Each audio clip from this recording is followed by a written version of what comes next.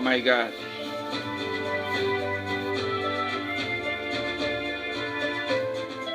Merci Seigneur. Oh, merci Seigneur. Merci Seigneur. Merci pour ta présence. Merci pour ta présence. Merci pour ta présence.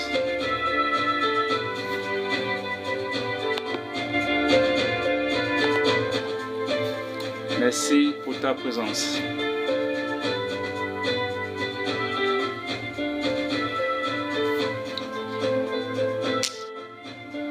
Merci pour ta présence.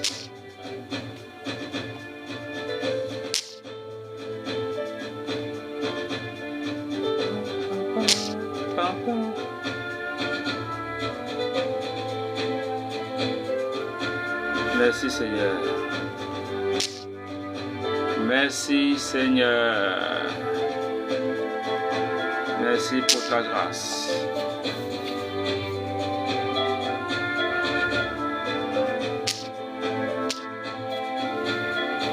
Merci Seigneur. Merci Seigneur.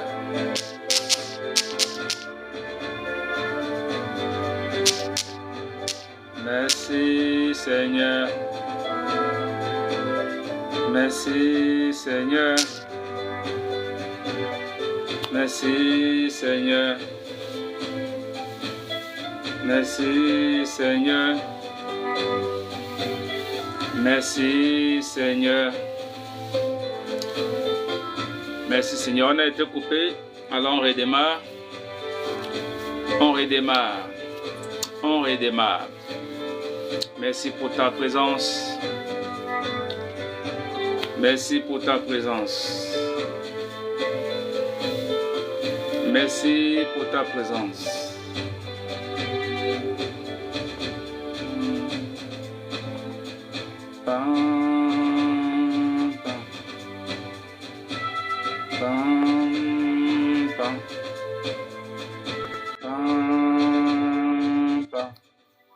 Merci Seigneur pour ce moment merveilleux. Merci pour ce moment que tu rends possible. Merci pour ce moment merveilleux. Merci pour ta présence. Cathy, tu peux revenir, hein? On a été coupé. Tous ceux qui étaient montés là, vous revenez. Katia, envoie ta demande. Tu reviens. Katia, envoie ta demande. Tu remontes. Merci Seigneur. Merci Seigneur. Merci Seigneur. Merci Seigneur. Oui, merci Seigneur. Oui, merci Seigneur. Oui, merci Seigneur. Oui, merci Seigneur. Alors, je tente de partager des révélations avec vous. J'étais en train de partager des révélations avec vous quand on a été coupé. Oh là là. Merci Seigneur pour ta présence. Merci Seigneur pour ta présence.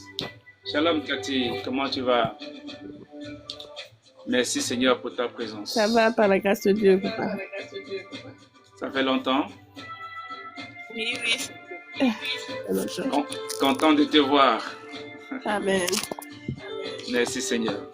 Alors on parlait d'un sujet très important. On va juste écouter juste un peu la parole et puis on va rentrer dans le prophétique tout à l'heure.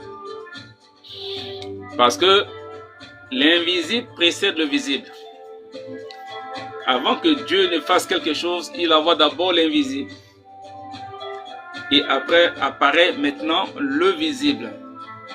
Pour que le Christ vienne, l'invisible a pris forme à la personne de Gabriel pour annoncer le Christ, Jésus. Et ensuite, il est venu, il est né. Donc l'invisible précède le visible. Et il dit en Exode, chapitre 23, verset 20, « J'enverrai mon ange devant toi.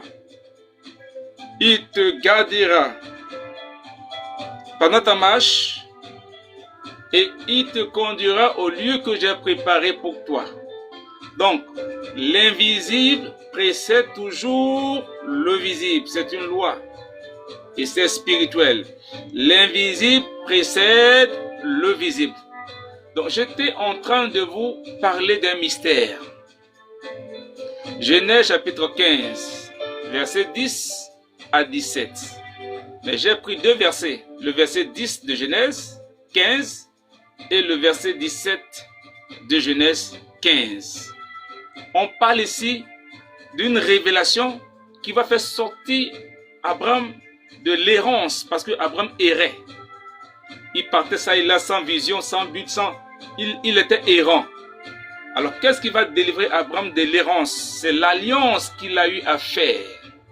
Dieu va donner une révélation poignante, percutante, puissante à Abraham.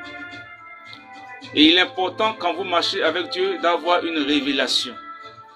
La Bible est un livre spirituellement codé.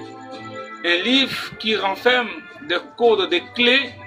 Quand vous les percez, votre vie émerge, bien évidemment. Donc, Abraham va prendre des animaux. Et Dieu va lui demander de les couper en deux. Il va couper les animaux en deux, sauf les oiseaux. Donc je vais réitérer pour ceux qui n'étaient pas là. Il va couper les animaux en deux, mais sauf les oiseaux. Abraham ne coupa pas les oiseaux en deux. Et qu'est-ce que cela signifie? Ça parle du monde spirituel, parce que les oiseaux parlent du monde spirituel. Le lieu de prédilection des oiseaux, c'est leur vol dans le ciel. Quand l'Esprit descend sur Jean-Baptiste, il va dire, la voix m'a dit, celui sur qui l'Esprit va descendre comme une colombe, c'est lui que j'ai élu, c'est lui mon élu. Donc, Jean-Baptiste va voir l'Esprit comme un oiseau. Juste pour vous dire que les oiseaux parlent de l'unité divine. Le monde spirituel, le monde invisible, on ne partage pas le monde invisible. On ne peut pas couper le monde invisible. Parce que c'est le domaine de Dieu, c'est le domaine de l'Esprit. L'Esprit est d'une perfection inimaginable. Donc, ce qui est déjà saint, on ne peut pas le partager. Ce qui est déjà saint, on ne peut pas le couper. Voilà pourquoi Abraham n'a pas coupé les oiseaux. Revenons aux animaux qu'Abraham a partagés. Dans le verset 17, la parole déclare que vers le soir, un léger sommeil s'empara d'Abraham. Et alors les oiseaux de proie voulaient s'abattre sur le sacrifice qu'il avait eu à faire. Et soudainement, le feu est descendu et les flammes sont passées entre les morceaux qu'Abraham avait partagés. C'est bien précisé. J'ai pris un exemple avec les réalités de Golgotha, avec la passion de Christ à Golgotha. Matthieu 27, versets 50 à 52. Où le Seigneur pousse un grand cri et rend l'esprit, et le voile se déchire depuis le haut jusqu'en bas, pour toujours ramener l'expression du milieu. La flamme est passée par le milieu, et le voile s'est déchiré par le milieu. Et quand le voile se déchire par le milieu, il y a quoi à l'arrière-plan? À l'arrière-plan du voile se trouve le sanctuaire, là où il y avait l'arche de l'alliance de l'Éternel, dans lequel on avait la manne qui était contenue dans le vase d'or, la veille d'Aaron qui avait fleuri, et les tables de l'alliance qui contenaient les 10 commandements. Et sous le couvercle de l'arche de l'alliance, il y avait 2 chérubins dont la face était tournée au centre pour regarder le sang, pour observer le sang, c'est-à-dire le sacrifice. Ce sont des symboles, ce sont des métaphores qui traduisent la réalité qui se passe dans l'être humain, dans le corps humain. D'autant plus que le temple, c'est notre corps. 1 Corinthiens chapitre 3, verset 16 dit, « Ne savez-vous pas que votre corps est le temple de Dieu ?» Donc, le temple dans lequel il y avait cette réalité-là, la parole déclare que c'est notre corps. Donc, ça parle de vous, et ça parle de moi, et ça parle de nous. Il faut saisir ces réalités spirituelles pour réellement être connecté à Dieu.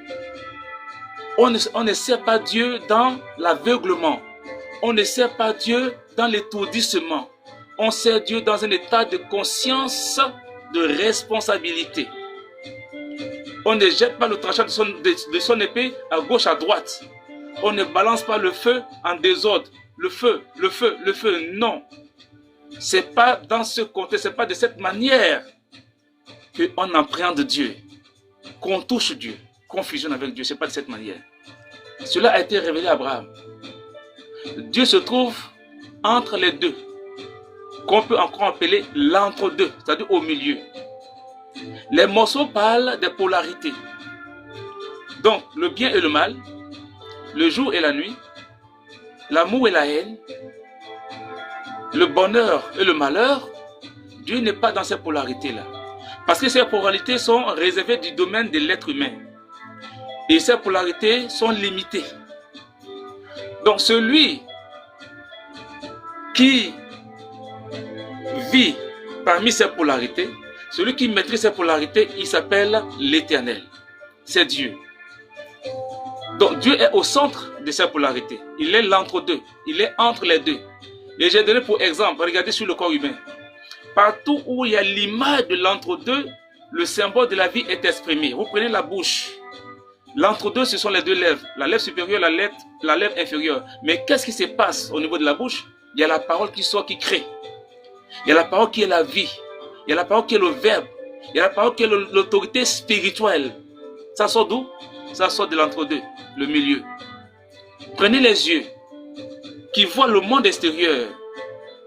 Entre les deux paupières, qu'est-ce qui se passe? La vue qui apparaît pour capter le monde extérieur. Prenez les deux narines. Qu'est-ce qui se passe au milieu? Dans les deux narines, au milieu sort le souffle qu'on respire. Prenez l'entre-deux des jambes. Entre les croisements des deux jambes, qu'est-ce qui se passe? On a le sexe, duquel proviennent les enfants. La vie. Prenez la luce entre les deux fesses. Qu'est-ce qui se passe? Les déchets qui sortent. Pour permettre au ventre de se vider et avoir une nouvelle nourriture. Avoir un nouvel approvisionnement. Donc là où il y a l'entre-deux, il y a la vie, le symbole de la vie qui est là. Donc dans le souffle que nous respirons, dans l'expiration et dans l'inspiration se trouve l'entre-deux, le dépassement des deux souffles. Dans le dépassement des deux souffles, la vie est cachée au milieu. Dieu est caché au milieu. Dans le croisement des deux pensées, entre la bonne et la mauvaise pensée, la vie est cachée au milieu. Donc, Dieu est caché au milieu. Il va dire en Exode 29, verset 39, Moïse dit aux enfants d'Israël, qui m'offre le premier agneau le matin et le deuxième agneau entre les deux soirs. L'entre-deux, entre les deux soirs. En Exode 12, le verset 14, Dieu va dire, dis aux enfants d'Israël qui prennent un agneau de 1 an, qui le gardent jusqu'au 14e jour et qui me l'offrent entre les deux soirs, l'entre-deux, et qui prennent le sang et qui mettent sur les battants des portes, l'entre-deux. Toujours le milieu. C'est l'entre-deux, au milieu que se trouve la vie. C'est au milieu que Dieu se trouve. Donc, il y a un code que le Seigneur véhicule ici, depuis l'ancienne alliance jusqu'à la nouvelle alliance. Toutes les fois que Jésus devait partager le pain, il les rompait toujours et il rendait grâce. Il rompait toujours et il rendait grâce. Il rompait toujours et il rendait grâce. Ça parle toujours de l'entre-deux. L'entre-deux. Il pousse un cri. Et quand il rend l'esprit, le voile est déchiré depuis le haut jusqu'en bas. Et Hébreux 10, verset 19 à 20 nous dit, c'est le chemin qu'il a inauguré au travers du voile, c'est-à-dire sa chair. Il a inauguré le chemin pour que chacun puisse rentrer dans le temple. Donc chacun doit rentrer en lui-même sans opposition, puisqu'il a ouvert le chemin, c'est-à-dire à travers le voile, c'est-à-dire sa chair. C'est ce que dit Hébreux 10, verset 19 à 20. Et il a inauguré la route. Donc le chemin qui donne accès à Dieu à l'intérieur de nous a été inauguré par le Christ. Donc la bataille que tu dois mener, c'est mener cette bataille pour regarder à l'intérieur de toi, pour toucher la vie qui est en toi, pour toucher le Christ qui est en toi, pour toucher Dieu qui est en toi. Mais pour toucher ce Dieu qui est en toi, tu as besoin de calme, tu as besoin de silence. Et c'est ce que nous annonce le prophète Isaïe dans son chapitre 30, son verset 15. C'est dans le calme et la confiance que se trouve votre salut. C'est dans le silence que se trouve votre bonheur. Isaïe annonce que pour que vous puissiez toucher Dieu, pour que vous puissiez fusionner avec Dieu, il faut le calme. Ce n'est pas l'agitation. Donc le calme peut être à l'extérieur et puis à l'intérieur vous êtes agité. Dieu préfère un calme à l'intérieur et une agitation à l'extérieur. Parce que c'est à partir de l'intérieur que vous pouvez calmer l'extérieur. Il faut un calme à l'intérieur. Il faut un calme à l'intérieur. À l'intérieur, tu ne dois pas t'agiter par la peur, par la crainte, par les angoisses, par les inquiétudes, par le stress. Tu ne dois pas t'inquiéter à l'intérieur. Tu ne dois pas t'inquiéter à l'intérieur. La paix doit venir de là. La quiétude va venir de là. La douceur doit venir de là. Tu ne dois pas être agité. Un respirant ne respire pas en désordre parce que Dieu se trouve l'entre-deux, dans le dépassement de deux souffles.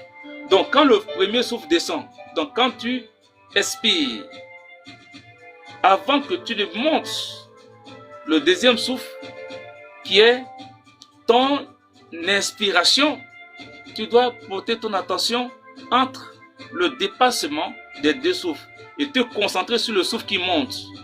Et quand ton souffle monte, tu dois marquer une pause de 1, 2, 3, 4, 5 secondes avant de redescendre. Tu le fais 3 fois. 3 fois. Tu poses, tu mets une pause, après tu peux le répéter.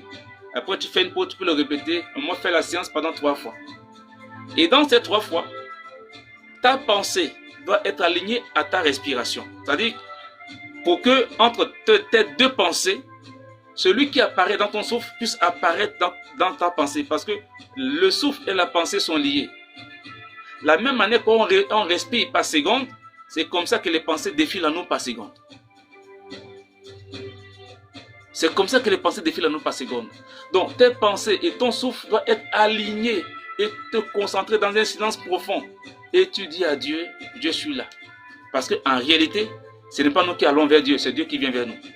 Parce que l'homme n'a aucun pouvoir, aucune force pour aller vers Dieu. L'homme n'a aucun pouvoir, aucune force, je vous le dis, écrivez, notez, et allez voir tous les théologiens du monde. L'homme n'a aucun pouvoir d'aller vers Dieu. C'est Dieu qui vient vers nous. Mais Dieu vient vers nous selon le calme. Dieu vient vers nous selon la tranquillité. Dieu vient vers nous selon la quiétude que nous lui offrons. Ce que nous lui présentons. Seigneur, je suis là. Je suis là. Je t'attends. Je t'attends à travers mon silence. Je t'attends à travers mon calme. C'est toi que je veux. C'est toi que je veux rencontrer. Je suis là, entre les deux soirs. Je suis là, l'entre-deux, entre les deux portes, entre les deux battants. C'est là que je suis. Parce que Dieu se trouve entre les deux battants. Dieu se trouve au milieu des polarités. Il n'est pas les extrêmes. Il n'est ni à droite, il n'est ni à gauche. Il est au centre. La preuve, dans l'image qui a été donnée par rapport au jugement dernier, les brebis à sa droite et les boucs à sa gauche. Et lui, là où il est au milieu. Dieu est toujours l'entre-deux. Il dit en Genèse, à Exode 14, c'est en Exode 14, verset 14, c'est entre les deux soirs que vous immolerez l'agneau. Et vous mettrez le sang sur les deux battants de la porte. Le 14e jour. Le 14e jour, c'est le milieu du mois. Le milieu du mois. Pour les mois qui finissent par 31, 30, le 14. D'aucuns pourraient dire le 15, mais c'est le 14. Le milieu du mois, c'est le 14. Et entre les deux battants, on devait mettre le sang pour que les enfants d'Israël puissent sortir après que l'an de la mort soit passé. Donc le sang devait recouvrir les deux battants de la porte. Les deux battants de la porte devaient être recouverts de sang. Toujours l'entre-deux. Toujours l'entre-deux. Toujours l'entre-deux. Voilà pourquoi lorsque vous parlez, vous devez faire attention. Parce que quand vous parlez, comprenez que Dieu passe toujours par l'entre-deux. Quand vous parlez, vous mettez Dieu en mouvement. Quand vous parlez, vous activez Dieu. Quand vous parlez, vous activez Dieu. Quand vous pensez, vous activez Dieu. Quand vous respirez, vous activez Dieu. Donc le souffle, là, on ne doit pas respirer en désordre. On ne doit pas respirer en désordre. Voilà pourquoi sur le corps humain, tout ce qui porte la marque de l'entre-deux traduit l'image de la vie, le symbole de la vie. Le symbole de la vie. Vous prenez le corps humain, entre la tête et les pieds, entre la poitrine, le cou, la tête et les pieds, le milieu c'est le ventre. Et au milieu on a le nombril, là où l'enfant est attaché avant de venir au monde. Là où l'enfant dans le ventre est nourri à travers sa mère. L'enfant est attaché là, au milieu, au nombril. L'enfant sort où? Il sort entre les deux jambes, l'entre-deux. L'enfant sort entre les deux jambes, toujours l'entre-deux. Quand le corps est chargé, pour que le corps retrouve son équilibre, sa santé, il doit se vider. Et entre les deux fesses, il y a le rectum qui est là, là où les déchets sortent pour que le ventre se vide, afin qu'on puisse reprendre de nouvelles forces. Toujours l'entre-deux. Dieu se trouve entre les deux. Entre les deux. C'est-à-dire le dépassement du souffle. D'accord? Le dépassement des deux souffles. L'inspiration et l'expiration. Entre ces deux souffles, Dieu se trouve au milieu. Donc si tu sais guider ton souffle, quand tu respires, si tu sais respirer, si tu sais mettre l'amour, c'est-à-dire que introduire l'harmonie entre ta respiration et tes pensées, Dieu va te toucher, Dieu va se manifester. Tu vas le toucher. Et chaque matin, tu dois le faire, et chaque soir, tu dois le faire. Même quand tu es au bureau, quand tu es au travail, que tu as le temps libre, tu es seul, tu fermes tes yeux et tu apprends à respirer. Tu fais... Quand ça monte, tu manques 5 secondes, 5, 6 à 10 secondes, tu redescends. Tu remontes, tu marques 5, 6, 7, 10 secondes, tu redescends. Tu le fais 3 fois. C'est un exercice que tu peux répéter plusieurs fois, mais fais-le progressivement. Tu peux le faire matin, 10 secondes, à midi, 10 secondes, le soir, 10 secondes. Mais les deux grands temps qui sont recommandés, c'est matin et soir. Parce qu'il dit, tu offriras le premier agneau le matin. Exode 29, verset 39. Tu offriras les deux agneaux. Un le matin, le second entre les deux soirs. Entre les deux soirs. Entre les deux soirs. Et vous allez voir que dans les évangiles, Jésus est mort entre les deux soirs.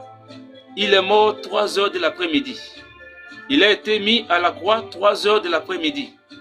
Et le premier miracle de l'église apostolique s'est produit 3 heures de l'après-midi. Pierre et Jean partaient au temple 3 heures de l'après-midi et ils ont rendu les pieds aux paralytiques qui ne marchaient pas. Ça veut dire quoi? Quand vous faites cet exercice spirituellement, quand l'esprit vient à vous, quand Dieu vient à vous, c'est pour mettre en mouvement vos activités qui étaient paralysées. C'est pour mettre en mouvement vos finances qui étaient bloquées. C'est pour mettre en mouvement votre foyer qui était constipé, qui était bloqué.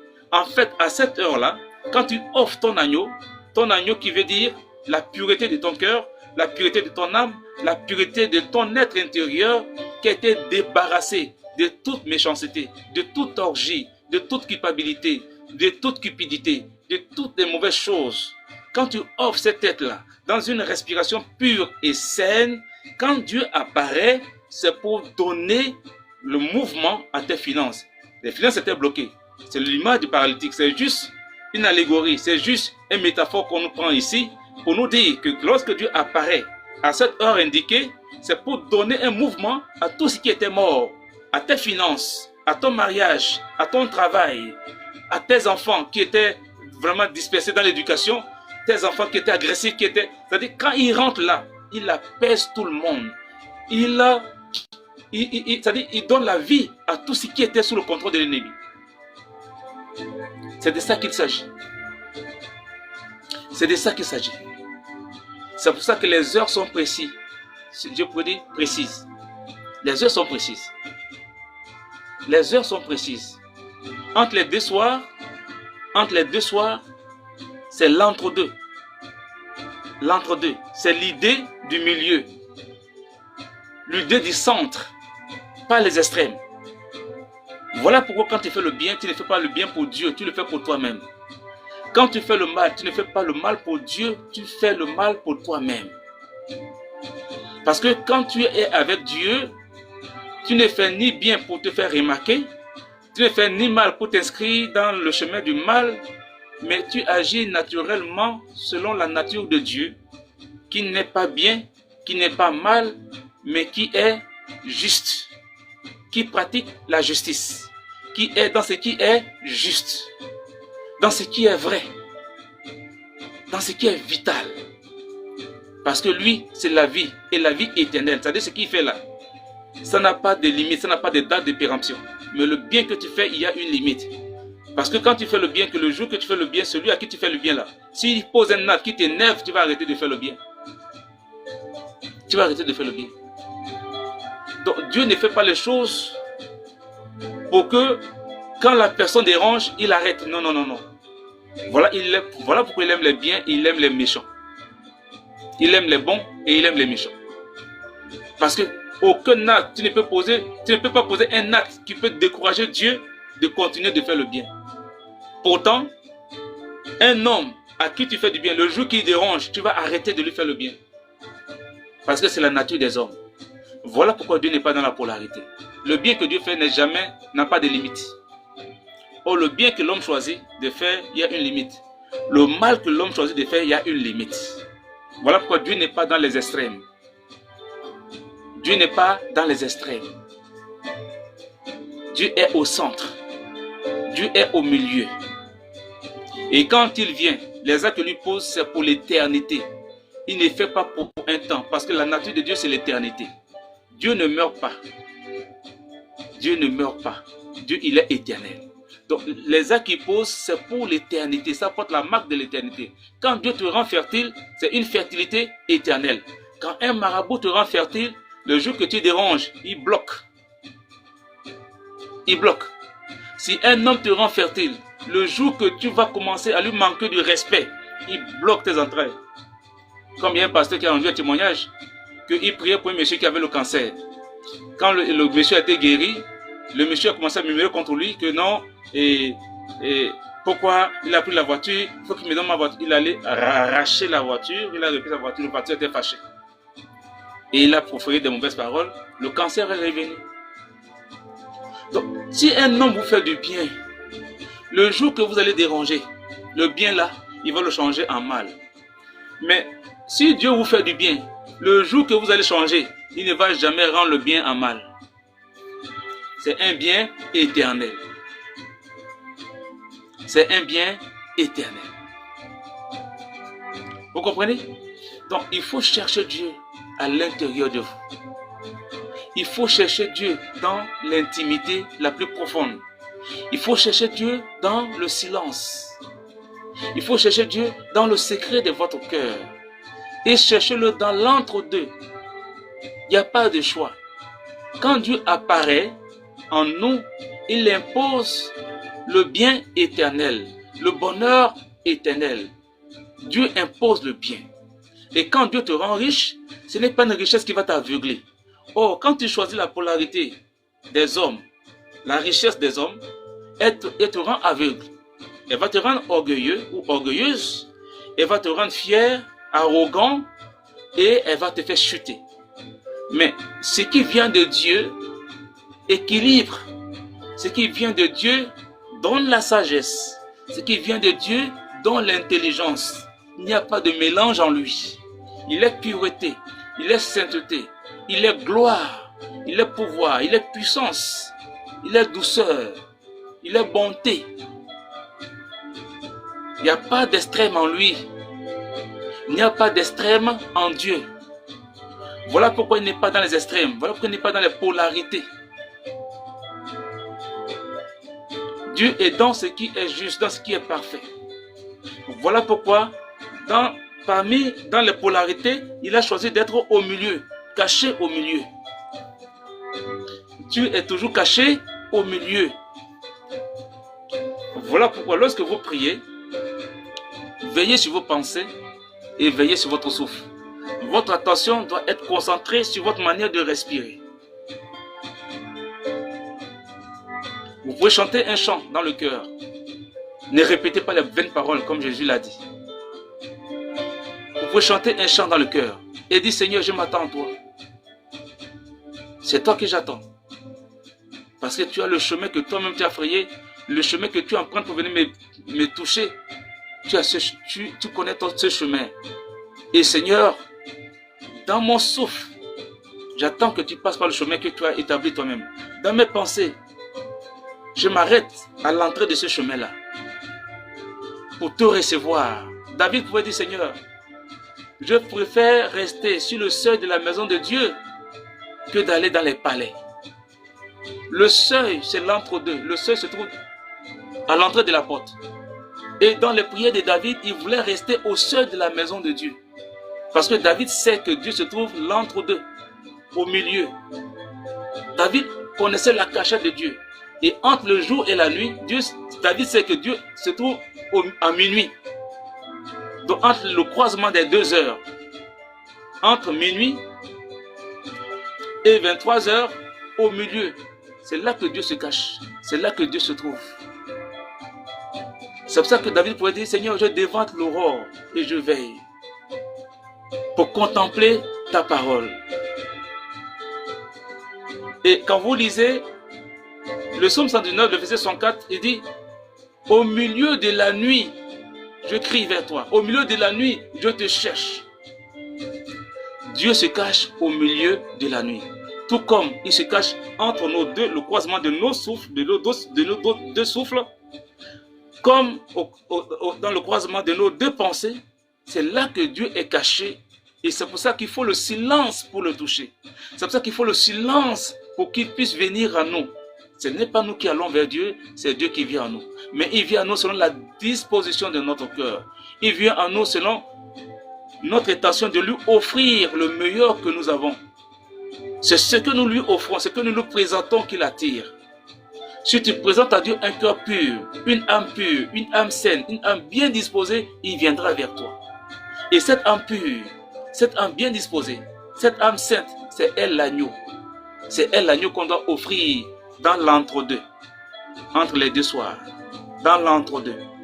Entre les deux soirs, c'est juste une image. Entre les deux soirs, c'est juste une métaphore. Mais entre les deux soirs, ça part de l'entre-deux, le milieu.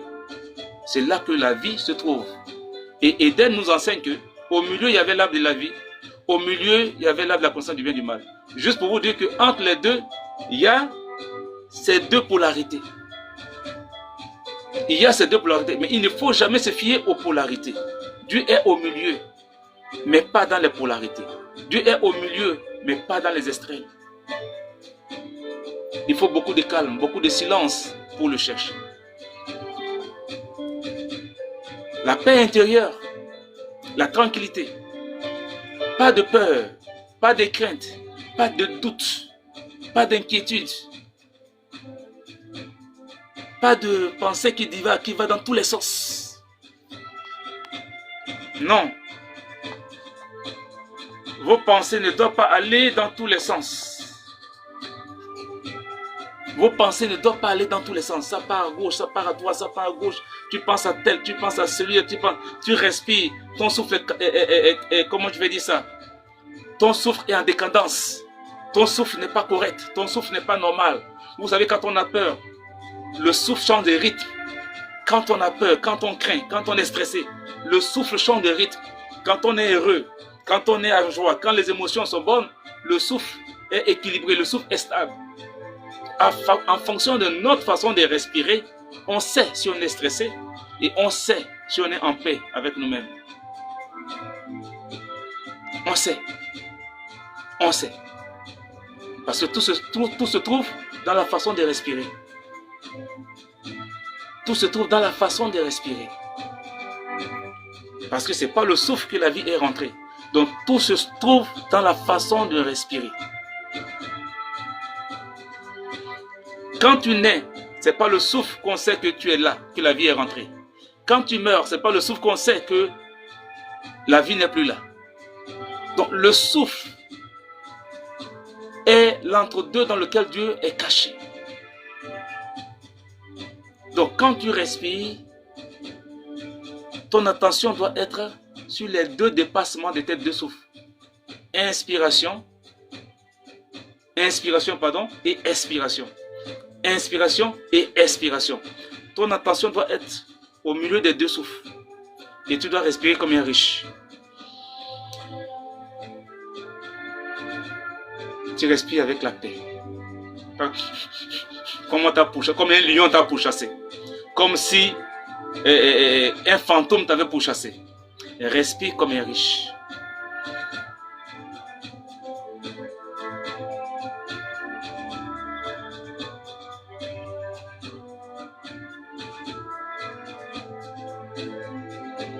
Là, je suis un peu rapide, mais vous pouvez le faire de manière plus lente. Et en le faisant ainsi, le cœur doit chanter. Seigneur, je m'attends à toi. Seigneur, je suis à l'entrée de ta porte. Je suis au seuil de ta maison. Je m'attends à toi. Je m'attends à toi. Je m'attends à toi. Merci pour ce que tu fais. Merci pour ta présence. Merci parce que tu prends le contrôle. Merci parce que ta présence apaise tout. Ta présence apporte le bonheur, la joie. Ta présence apporte la restauration. Je m'attends à toi, Seigneur. Je m'attends à toi, Seigneur. Pour tout ce que je vis, je m'attends à toi. Dans le silence de mon souffle, je m'attends à toi. Dans le silence de mes pensées, je m'attends à toi. Tu peux le dire. Je suis là. Je suis là. Je m'attends à toi. Et tu le dis dans le cœur. Le Seigneur pouvait dire, je suis en toi, tu es en moi et nous sommes un. Je suis en toi et tu es en moi et nous sommes un. Tu déclares ces paroles, mais dans un état de paix. Tu peux même ne rien dire. Tu peux même ne rien dire. Tu observes seulement. Qu'est-ce qui va se passer? Qu'est-ce qu'il va faire? Et ce qui est sûr, il fera quelque chose. La porte de Dieu ne peut pas être ouverte sans que Dieu ne traverse, sans que Dieu ne passe. Tu peux porter ton attention là où il y a le mouvement des deux souffles sans que Dieu ne se manifeste. Ce n'est pas possible. Élie a dit, je suis allé à la montagne. Il y a eu le tremblement de feu. Il y a eu le tremblement de terre. Dieu n'était pas dedans. Il y a eu le feu. Dieu n'était pas dedans. Il y a eu le vent violent. Dieu n'était pas dedans. Mais il était dans le doux murmure. Le dépassement des deux souffles. Dans le doux murmure de ton être. Dans le doux murmure de ta contemplation. Dans le doux murmure de ta méditation. Dieu est là. Il n'est pas dans le tremblement de feu. Dans le tremblement de terre. Il n'est pas dans le feu. Il n'est pas dans le vent impétueux. Il est dans le doux murmure. Vous lire 1 Roi 18. Je ne maîtrise pas le verset exactement, mais vous pouvez le lire dans 1 Roi 18.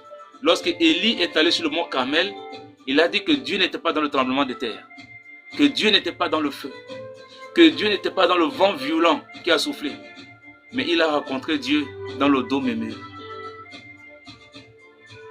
Il a rencontré Dieu dans le doux murmure. Oui, 1 Roi 18. Il a rencontré Dieu dans le doux murmure.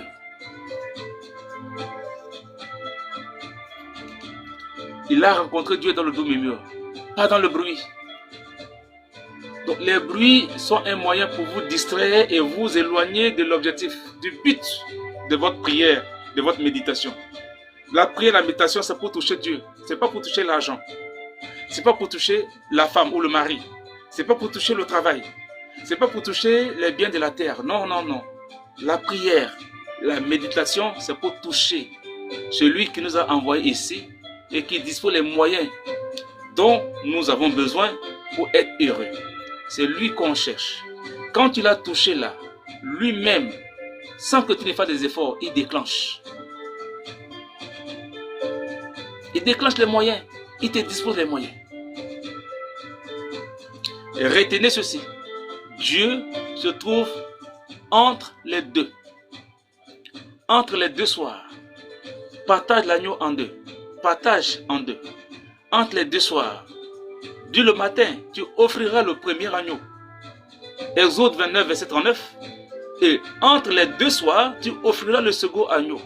Donc, l'intimité, la prière est à deux volets. La prière matinale, la prière quotidienne, la prière que tu fais le matin avant de sortir, c'est la prière que tu fais lorsque tu sors de ton sommeil. On appelle ça l'agneau matinal.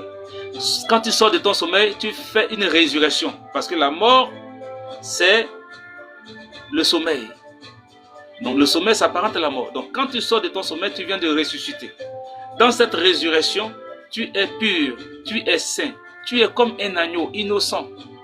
Tu sors du sommeil innocent, pur. Et Dieu dit, c'est en ce moment que tu dois offrir le premier agneau. Donc ton état de pureté, ton état de sainteté, ton mental pur et saint, ton être émotionnel pur et saint, c'est cette tête-là que tu offres dans ta prière comme l'offrande matinale. Seigneur, je t'offre mon être comme l'agneau, l'offrande matinale de mon être. Tu lui offres à travers ton souffle, à travers ton silence, tu offres cet agneau-là. Le soir, entre les deux soirs, tu fais le même exercice, mais dans un état de conscience, en travaillant avec ton attention. En travaillant avec ton attention. Tu n'as pas besoin de tes deux mains. Ton attention doit se diriger comme la souris, comme l'ordinateur, comme la souris de l'ordinateur, et on l'utilise, on met la flèche sur les dossiers et ça ouvre les dossiers. Donc ton attention doit se déplacer comme la souris de l'ordinateur, sur ton souffle, sur tes pensées, harmoniser tes pensées et ton souffle, de sorte que tes pensées et ton souffle soient sur le même alignement, comme la bouche, le nez, le nombril, le sexe sont sur le même alignement. Ton souffle, tes pensées doivent être sur le même alignement, de sorte que en portant l'attention sur ton souffle, automatiquement, tu rends ta pensée neutre, tu rends ta pensée pure. Donc ta pensée ne sera plus entre la bonne et la mauvaise. Ta pensée devient neutre. Donc du coup, cette pensée-là, Dieu la prend comme une offrande. Parce que Dieu prend tout ce qui est pur, tout ce qui est saint. Il prend ta pensée comme une offrande. Il prend ton souffle comme une offrande. Et puis il te donne sa présence. Cette présence viendra dans ta vie, dans ton être, comme guérison divine, comme rafraîchissement, comme l'onction qui brise le joug, comme l'onction qui guérit, comme l'onction qui fait multiplier tout ce qui entre dans la main, comme l'onction qui augmente, comme l'onction qui maintient ton mari dispersé, désordonné, l'onction qui corrige ton épouse un peu évasive, un peu perdue, l'onction qui discipline ta maison, l'onction qui discipline tes enfants, l'onction qui rentre dans ton travail, qui discipline tes collègues, tes collaborateurs, ton chef, ton patron. Il y a une présence qui va t'accompagner. Il y a une présence qui va rendre les choses faciles. Il y a une présence qui va faire que les gens aient l'envie de te bénir. Il y a une présence qui va faire que les gens voudront t'accompagner. Il y a une présence, tu vas quelque part où il y a les querelles, les gens se disputent. Dès que tu arrives, tout s'arrête.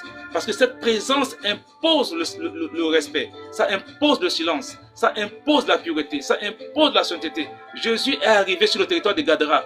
Le fou de Gadara est venu et il a été libéré. Quand cette présence est quelque part, les chaînes sont brisées. Quand cette présence est quelque part, les vies sont émondées. Les vies se multiplient. Les vies abondent. Les vies sont en croissance. Les vies se multiplient. Tout augmente. Quand cette présence est quelque part, la maladie fuit. Les problèmes sont chassés. Les chaînes sont brisées. Voilà pourquoi il faut le chercher, l'entre-deux. Merci pour les roses, maman Cathy. Voilà pourquoi il faut le chercher, l'entre-deux. Il faut le chercher impérativement. J'ai partagé cette parole avec quelqu'un, elle m'a dit, mais donc on ne doit plus aller à l'église. Il a dit, si tu dois aller à l'église, il a dit, mais qui va me donner cet enseignement-là, qui va me donner cette parole? Donc, tu vas pour écouter ce qu'on va te dire là-bas. Mais quand tu rentres chez toi, tu sais comment prier. Parce que si tu restes seul, on ne sait pas quel ennemi qui peut te perturber. Mais tu as besoin de garder la flamme. Même si là où tu vas, non pas cette clé, cette connaissance, mais le fait que tu te frottes à eux, ça te donne l'impression que tu es dans cette eau où le poisson ne manque de rien, où le poisson vit à son rythme, il vit dans son milieu naturel, où le poisson est à l'aise dans son élément. Donc tu as besoin de ça. Tu as besoin de ça. Mais toi-même, quand tu rentres chez toi, tu suis la méditation, la prière que je te montre. Parce que c'est cette clé-là qui a permis à Abraham d'être ce qu'il est devenu. quand il a vu les flammes partagées, il a compris que Dieu se trouve à l'intérieur. Et il n'a pas partagé les oiseaux. Il a compris que le ciel, on ne peut pas partager le ciel. On ne peut pas partager le Saint-Esprit. Le Saint-Esprit, on ne peut pas le couper en deux. On ne peut pas couper les réalités spirituelles en deux. Ces réalités s'imposent à nous, ça devient notre expérience. Pour ceux qui ont été transformés, pour ceux qui ont transcendé, pour ceux qui ont fusionné avec le Seigneur, les réalités spirituelles deviennent nos expériences. Et notre expérience, on ne peut pas la donner à X, on ne peut pas la donner à Y. On peut témoigner, mais ce que tu témoignes n'est pas ce que l'autre va vivre forcément. Voilà, donc l'expérience spirituelle, on ne la partage pas. On ne peut pas la donner à quelqu'un. On ne peut pas la prêter à quelqu'un. C'est pour ça qu'Abraham n'a pas séparé, n'a pas partagé les oiseaux. Le Saint-Esprit, il est pour toi. Tu le vis, tu le respires, tu le contemples, tu fusionnes avec lui.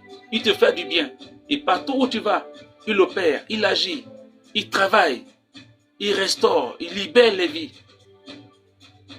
Voilà pourquoi le Saint-Esprit doit être gardé jalousement et vivre l'intimité avec lui. Ce n'est pas une sanctification fabriquée qu'on nous demande. La sanctification, elle est l'héritage d'une âme qui a rencontré Dieu. La sanctification ne se négocie pas. La sanctification, ce n'est pas quelque chose qu'on fait quand les gens sont là et quand les gens ne sont pas là, on vit comme on veut. Non. La sanctification, elle est innée. C'est l'offrande de notre âme. C'est l'offrande que l'esprit qu'on a rencontré fait à notre âme. Tu ne peux pas rencontrer l'Esprit de Dieu et puis tu portes encore la marque du péché, la marque de faire du mal. Tu ne peux pas rencontrer l'Esprit de Dieu, rencontrer la parole de vérité et puis porter la marque du mal. Ce n'est pas possible. Donc l'offrande de l'âme que la parole fait, l'offrande de l'âme que l'Esprit donne, c'est la pureté, c'est la sainteté. C'est cette sainteté que Dieu veut que nous lui offrons en retour le matin quand on se réveille et le soir, entre les deux soirs, quand le jour est sur son déclin. C'est à ces moments-là que nous apprécions la vie de Dieu en nous. Nous apprécions la vie de Dieu dans notre cœur. Nous apprécions la vie de Dieu dans nos pensées. Nous apprécions la vie de Dieu dans notre souffle. Et nous respirons comme des riches, comme des rois, comme des reines, comme des princesses, comme des puissants, comme des ayants droit, comme des personnes mandatées par le ciel, comme des gens remplis du souffle de Dieu, remplis de la vie de Dieu, comme des personnes qui sont des miroirs qui révèlent Dieu à tous les regards qui les observent. À toutes les personnes qui les observent, tu deviens un miroir. Dès qu'on te regarde, c'est plus toi qu'on voit, on voit Dieu. Quand quelqu'un jette les regards sur toi, c'est plus toi qui vois, il voit Dieu. Partout où tu passes, tu portes en toi la marque de Dieu. Tu portes en toi la vie de Dieu. Tu portes en toi l'empreinte de Dieu. Pourquoi? Ce n'est pas un Dieu que tu as ramassé dans les pages d'un livre, mais c'est un Dieu qui était inscrit en toi depuis la nuit des temps que tu as découvert. Tu t'es rappelé qu'il était là et tu as fusionné avec lui. Et sa vie a commencé à te motiver. Sa vie a commencé à t'inspirer. Sa vie a commencé à t'ouvrir les yeux. Sa vie a commencé à faire de toi un entrepreneur. Cependant, tu étais quelqu'un qui était amorphe, quelqu'un qui était inactif. Mais cette nouvelle rencontre, cette nouvelle identité fait de toi une nouvelle personne. C'est de ça qu'il s'agit. Entre les deux soirs. Entre les deux soirs. Tu offriras le second agneau. Le premier agneau, tu l'offriras le matin. Le feu partageait les morceaux et le feu traversait les morceaux partagés. Il poussa un cri. Le voile se déchira depuis le haut jusqu'en bas. La terre trembla. Les rochers se fendirent. C'est-à-dire, la terre qui tremble, ce sont les croyances que tu avais avant. Ce sont les choses qu'on t'avait mis dans la tête qui disparaissent. Les rochers qui se fendent. Ces rochers, ce sont les peurs, les doutes, les frayeurs que tu avais emmagasinés en toi. Les tombeaux qui s'ouvrent, c'est la vie qui ressuscite. L'éternité qui apparaît. La puissance qui apparaît. Le ciel qui apparaît. Donc, il y a une unité divine qui apparaît en toi. Toi et Dieu, vous devenez un. Il n'y a plus de séparation. Il n'y a plus de différence. Il n'y a plus de distinction. Tu deviens toi et Dieu, une seule entité. Que Dieu nous bénisse. Que Dieu nous bénisse. Alors on va rentrer dans le temps prophétique pour 30 minutes. Que Dieu nous bénisse. Si vous avez des questions à poser, est-ce que vous avez des questions? Merci Seigneur. Ketia, bonjour. Caroline, bonjour. Philante, bonjour. Cathy, bonjour. Abilasta, bonjour. Goodwin, bonjour. Je vais un peu arrêter la musique. Comment ça va? Ça va bien, papa. J'ai une question. Oui, vas-y, pose ta question. Oui, j'ai bien suivi les enseignements, mais je voulais savoir quel est le meilleur moment de prière pour un enfant de Dieu. Quel est le meilleur moment de prière? Hmm. C'est le silence. Hmm. C'est le silence. Le meilleur moment de prière, c'est le silence. Le silence intérieur. Ok. Tant qu'il n'y a pas le silence intérieur, toutes les prières que tu vas faire, c'est nul et sans effet. Pourquoi? Hmm. Parce qu'il y a une agitation en toi. Hmm. Et Dieu n'est pas dans les agitations. Amen. C'est ce que j'ai illustré tout à l'heure par l'expérience d'Élie. Hmm. Il est allé sur le mont Carmel. Il est allé prier. Mais Ok. il est monté avec les agitations. Et ces agitations vont se traduire à travers une série d'événements qu'il va vivre. Hmm. Premièrement, il y a eu quoi? Il y a eu un tremblement de terre. Exactement. Il venait de défier les prophètes de Baal. Donc, il avait défié les prophètes de Baal. Il était recherché par la reine Oui, Jézabel, oui. qui voulait lui ôter la vie. Hmm. Donc, quand il part à la montagne, tous ces frayeurs-là, il avait ça. Est-ce que je vais rencontrer Dieu? Est-ce que quand je vais repartir, on ne va pas me tuer? Donc, les tremblements de terre, ce sont les troubles émotionnels.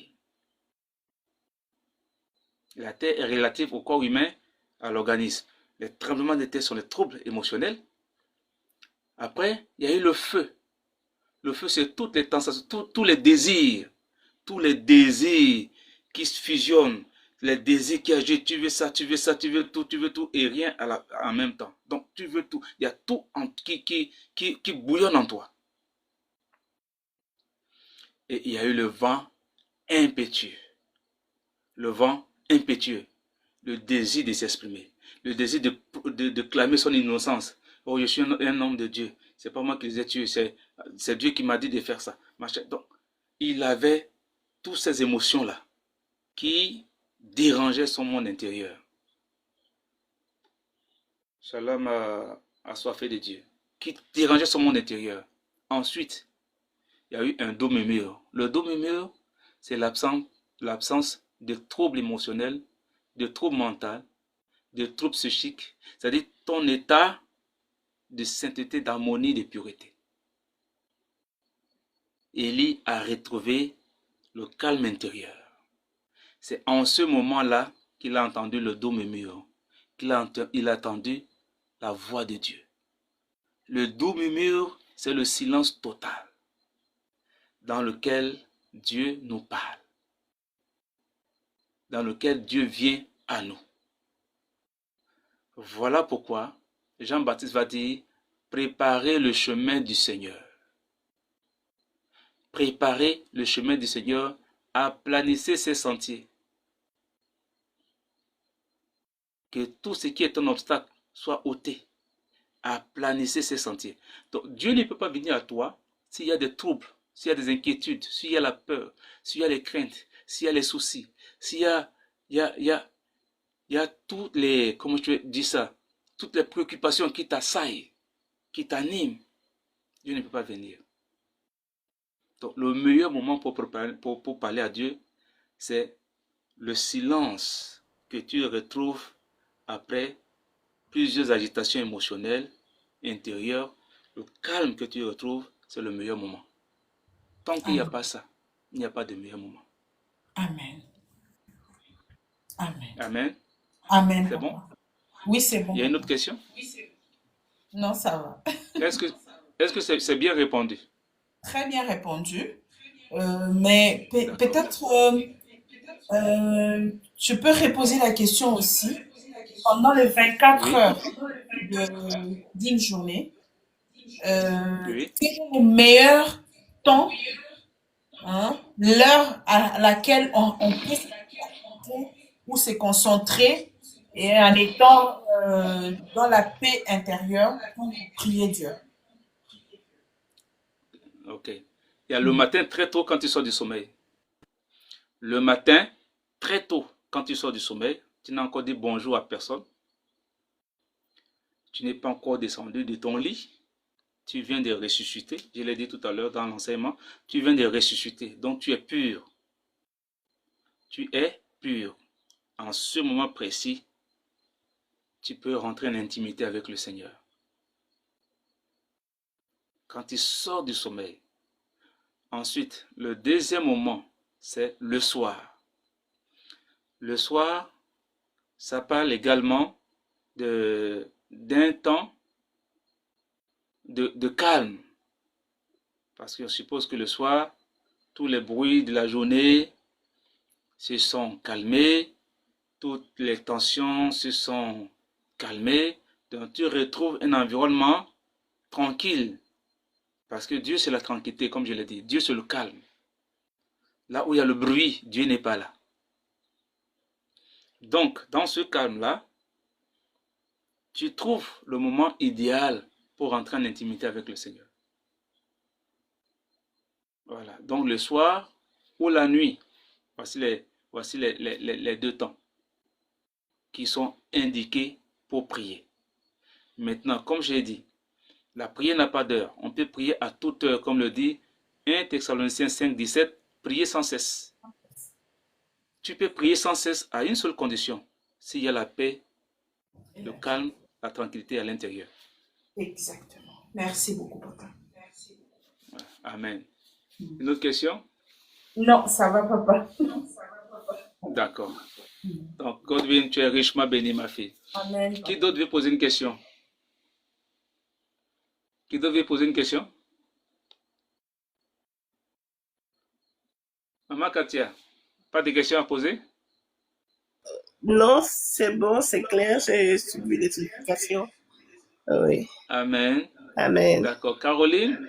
Merci, maman. Caroline, pas de questions à poser? Non, papa. Juste merci pour les enseignements. Amen. Cathy, pas de questions à poser?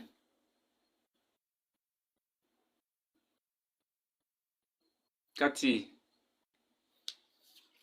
Cathy dort. Filante. Il y a une question à poser? Filante? Ok. Abilasta, il y a une question à poser?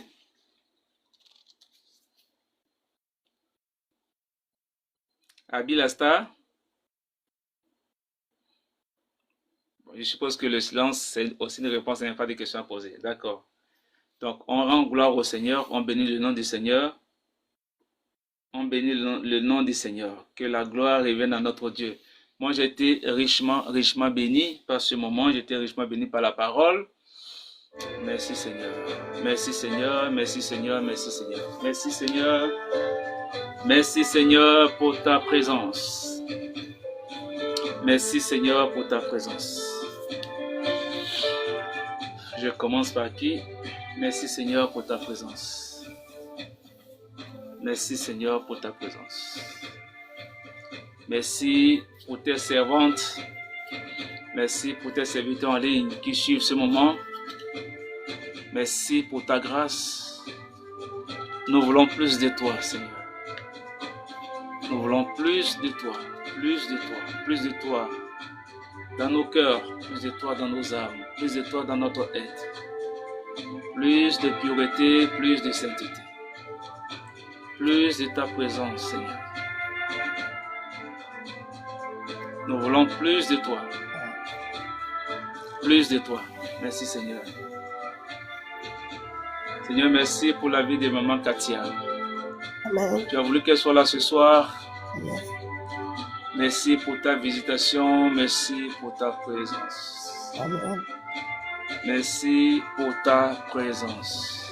Amen. Merci pour ta présence. Merci pour ta présence. Seigneur, que tout ce qui est indispose sa quiétude, tout ce qui indispose sa communion, tout ce qui indispose sa paix, soit ôté maintenant au nom de Jésus. Que Amen. tout ce qui indispose sa paix, que tout ce qui indispose sa quiétude, que tout ce qui indispose, Seigneur, sa stabilité, soit ôté maintenant. Je veux, Père, par ton esprit, par ta présence, un calme autour d'elle, que les agitations cessent. Amen. Que les agitations cessent. Que Amen. les agitations cessent. Que les agitations cessent.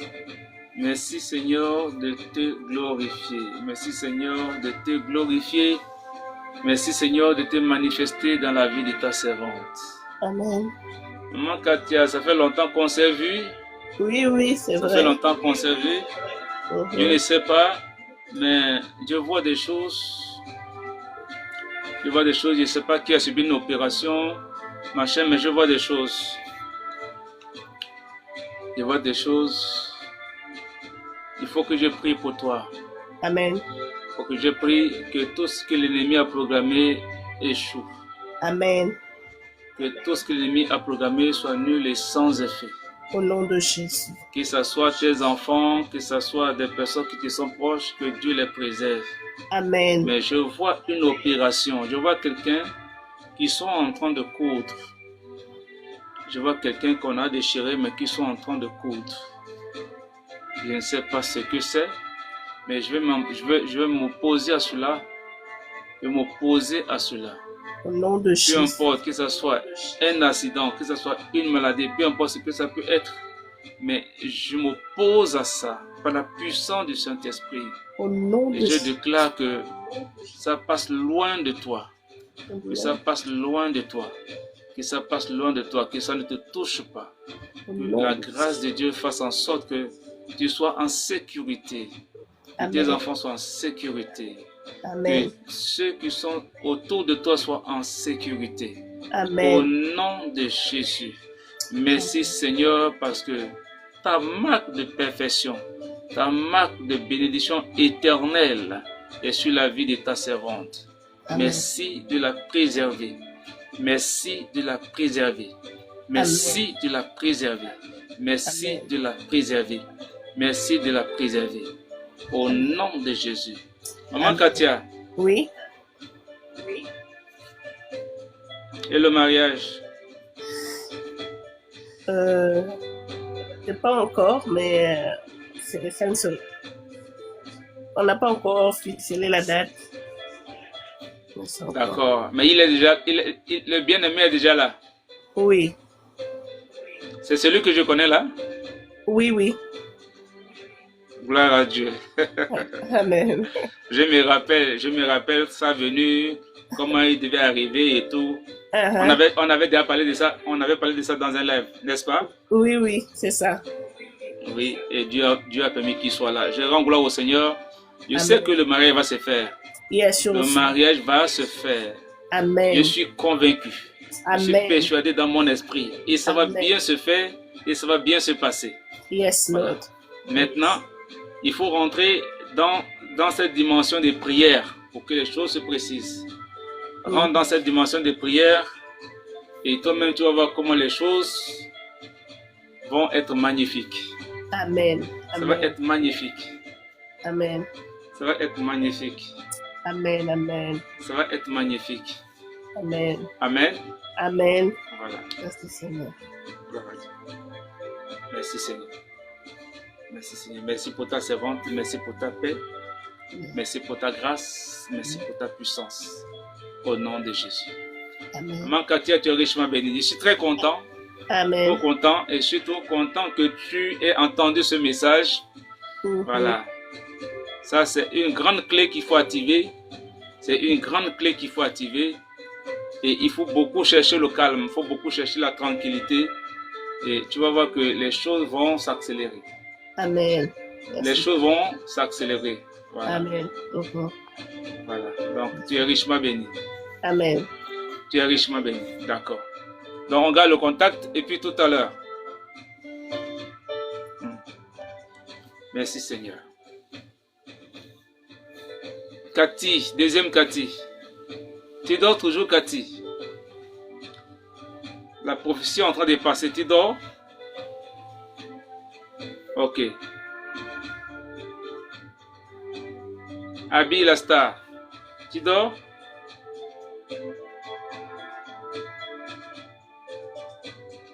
Abi la star dort, hein? Ok. Bon, je vais prendre Godwin. Godwin, bonjour Godwin. Bonjour, papa. Comment tu vas, Godwin? Je vais bien, papa. Je vais bien. Tu es richement béni, richement béni. Je sais que Dieu a commencé à frayer son chemin dans tes affaires. Amen. Dieu a commencé à poser ses pas dans tes affaires. Amen. Depuis ici, je ressens ça. Amen. Amen. Depuis ici, pardon?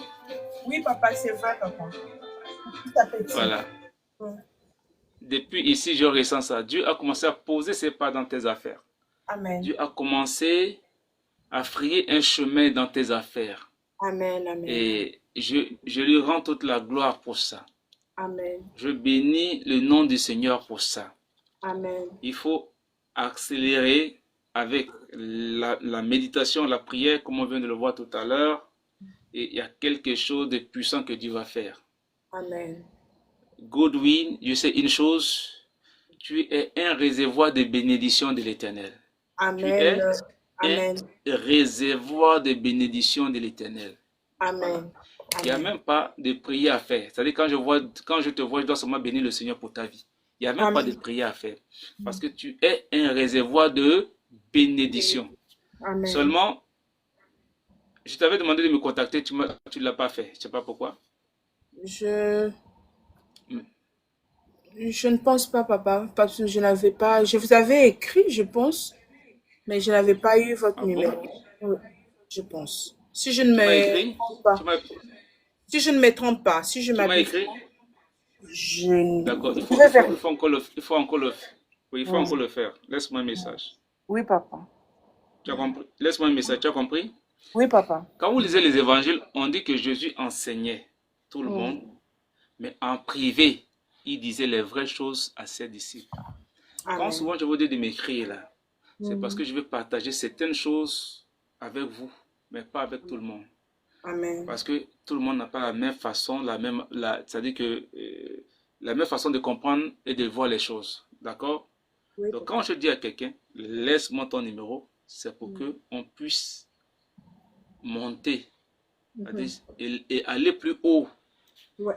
Donc laisse-moi un message. Shalom, shalom, c'est Mali, non? Mélie, attends, excuse-moi que j'agrandisse un peu. Mélie. Shalom Mélie, comment ça va Mélie? Donc laisse-moi un message en inbox et puis j'ai pour habitude de dire que quand vous laissez les messages que je ne réponds pas, c'est pas que je fais exprès. J'ai beaucoup de gens qui m'écrivent. Donc souvent, quand je suis fatigué, je me dis je vais revenir et puis souvent, les tâches font que je ne reviens pas. Donc il faut insister. Il faut insister. Et Dieu fera en sorte qu'on puisse rentrer en contact et démarrer les choses sérieuses. Oui, papa. Je le ferai. Gloire à Dieu. Waouh. La prophétesse Mélie des îles Maurice. Mes respects, servant de Dieu. Waouh. Super. Waouh. En tout cas, je suis honoré de par votre présence, servant de Dieu. Soyez richement bénis. Ça fait plaisir de vous voir dans ce live. Voilà. Ça fait plaisir. Ben, moi, je suis quelqu'un qui aime partager, c'est-à-dire échanger avec tous ceux qui sont dans le sacerdoce. Donc, si ça ne vous dérange pas, vous me laissez un message et puis on pourra s'échanger les contacts et puis parler des choses du royaume. Voilà, ça fait du bien d'apprendre les uns auprès des autres, d'échanger des expériences les uns auprès des autres. Voilà, donc ça me fera énormément plaisir d'échanger avec vous. Voilà. Donc, Godwin. Oui, papa. la précieuse de l'Éternel, la conteneur de bénédiction. Amen. Il faut me laisser un message. Oui, papa. D'accord? Voilà. Oui, papa. Conteneur, dis aujourd'hui je m'appelle conteneur de bénédiction. Amen. Je le reçois. Conteneur de bénédiction. Donc on va se dire tout à l'heure. Amen, papa. Ok. Merci Seigneur. Merci Seigneur. Ok. Les autres, vous ne répondez pas, vous dormez. Si vous ne répondez pas, je prends d'autres personnes. Hein? Hein? On dirait que vous dormez.